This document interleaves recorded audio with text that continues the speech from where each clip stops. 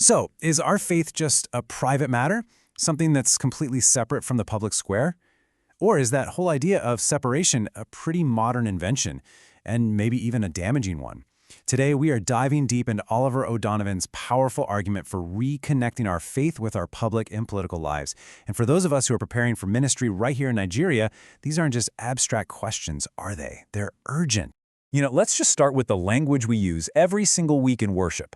For centuries, Christians have been using deeply political terms. Just look at this line from the ancient hymn, the Te Deum. The words are so powerful: king, kingdom, judge, deliver. This isn't just nice poetry, is it? It's a political claim about who is really in charge of the world.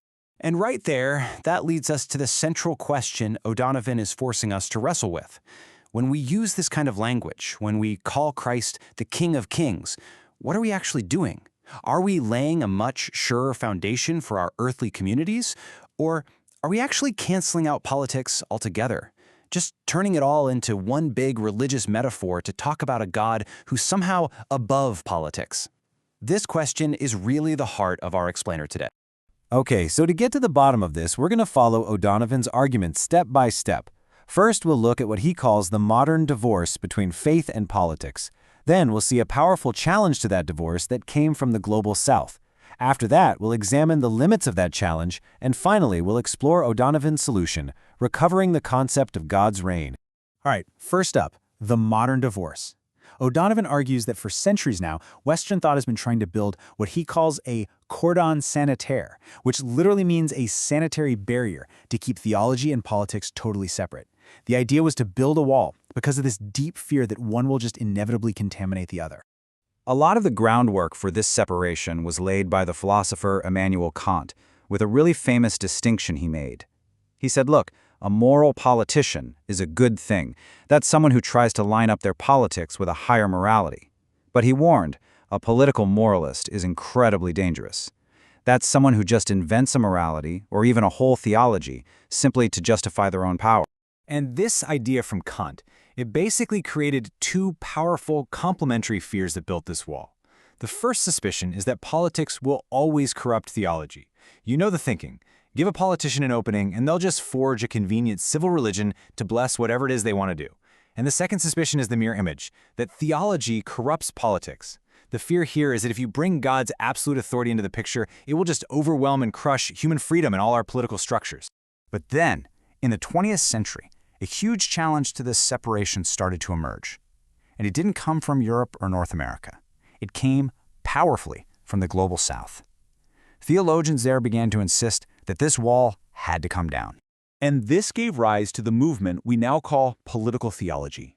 Now, as O'Donovan defines it, this isn't about reducing God to fit into our small political boxes. It's actually the opposite.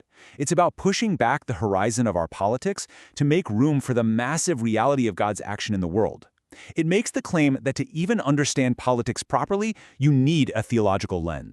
You see, for thinkers and movements like Latin American liberation theology, this wasn't some academic game. No, this was a matter of the gospel itself. They argued that theology has to be political if it's going to be truly evangelical. And why? Well, because if you rule out the political questions about justice and power and freedom, you end up cutting the gospel short and you leave people in bondage. Now, this movement was incredibly powerful. It did a great job of tearing down that old wall. But O'Donovan argues that it has a critical weakness. Simply tearing things down with suspicion isn't enough to actually build something new in its place. So here's the problem he points out. When suspicion becomes your main tool, you can create this never-ending cycle of unmasking. O'Donovan describes how a critique from one group's perspective, say, Black consciousness, can logically license a counter-critique from another, like white consciousness, and pretty soon everyone is just exposing everyone else's hidden motives, accusing each other of being Kant's political moralist, and it becomes totally impossible to agree on what is actually true or just. You hit a dead end. And this gets to the absolute core of the issue. By relying so heavily on critique, this new political theology got really good at tearing down illegitimate authority, but it really struggled to build up a concept of legitimate authority. Think about it. If every claim to power is just a mask for self-interest, how can you ever govern or build a just society?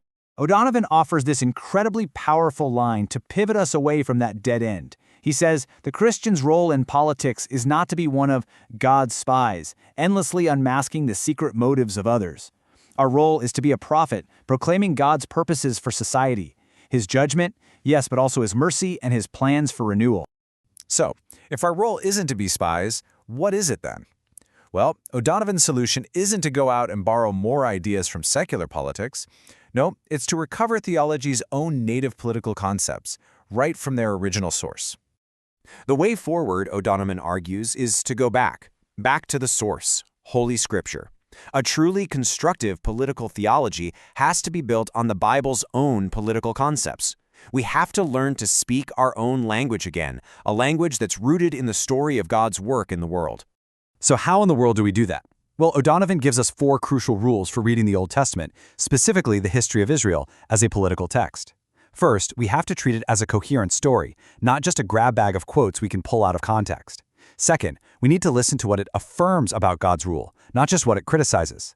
Third, we have to avoid reading it as just some primitive story that was trying to get to our enlightened modern views. And most importantly, number 4, we must read it as the history of redemption, where God reveals His purposes for all of human society. So here's the crucial point, the real takeaway. The entire story of Israel, from the Exodus to the monarchy to the exile, all of it is the story of God establishing His reign right here on earth. It is this story, which culminates in Jesus Christ, that gives us the blueprint for a truly Christian understanding of political ideas like justice and judgment and legitimate authority. And this brings everything right back home, to us, here, today. In a complex political landscape like we have in Nigeria, it is so easy to fall into that trap of being a spy, just another critical voice unmasking the corruption and the self-interest that we see everywhere. But O'Donovan challenges us to ask a much deeper question for our own ministry. What would it actually look like for the church to recover its prophetic voice, to speak not just against the failures of the state, but to speak for God's purpose, His judgment, and His promise of renewal for our nation? That is the task of a true political theology.